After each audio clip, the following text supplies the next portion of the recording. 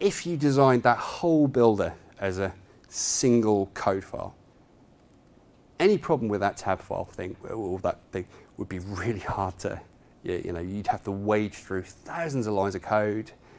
Potentially code would affect, code above it would affect the code below it. It might not even be the problem of this application. It might be something above it in the code that's causing the problem, having this trickle-down effect. So this is why people have started to break everything up.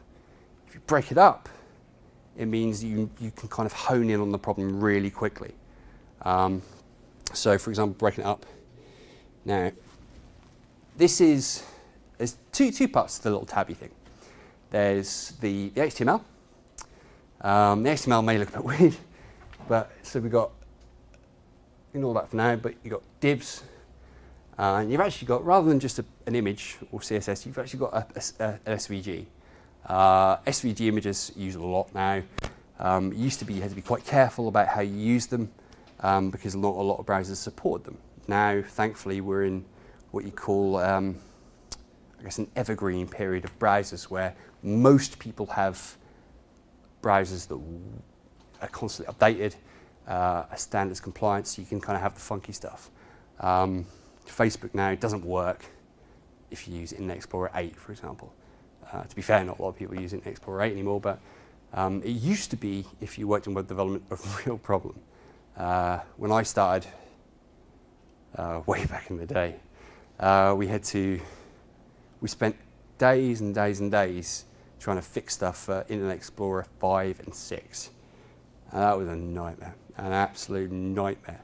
So when people built websites in tables and things like that, thankfully, those days are over. And we can use SVGs and cool stuff. But this is the HTML. So the HTML is how it looks. We've got a style sheet, obviously, that makes it look blue and all this kind of stuff. But that SVG is just a little white arrow thing. That's all it is. So that's the HTML. And then you've also got the JavaScript file that goes with that HTML. Very simple. It's got an event handler. So when you click the handle, it will toggle the height of the whole panel, shunt it up, shunt it down. All it does. The fact that these two files relate to just that tiny, tiny bit of code or that tiny component is really important, because it means that we know if ever there's a problem with that, we just go to that file. We look at that file. It's fairly easy to understand. We can kind of get into it. Generally, you comment stuff as well. You say, this does this. So good code, a good practice is to get into writing comments and things like that. Comments help developers later on, because developers are just like normal people. They'll do something, and then a week later, they'll completely forget what they did on that day. So they'll have to remind themselves. So if they didn't write a note to say, this is what this does, they'll have to spend an hour figuring out what it does. So this is why notes and things like that become really important. But you can see here, this is the campaign builder. So this is part of the directory structure for the application. So you can see all these little bits are different parts of the campaign builder, split off into different files. You've got the HTML, you've got the JavaScript, they all kind of come together. It's huge, it's absolutely massive. But the way it's structured, it's very semantic. So we can see this part relates to the survey, the campaign builder, the pages within it, and then the build section.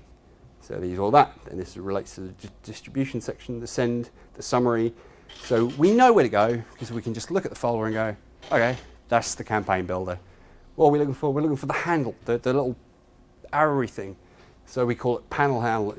We don't call it X00145B, because no one would have a clue going back at it later on what the hell that meant.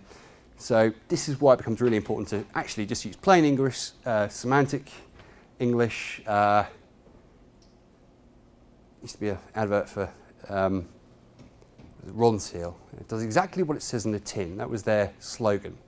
Basically, it was water sealant. Does exactly what it says in the tin is a really good bit of advice.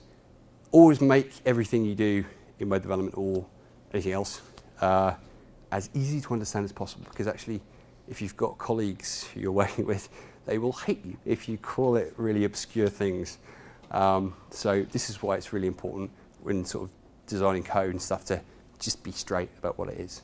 But that's in a nutshell, some of the sort of concepts of functional programming.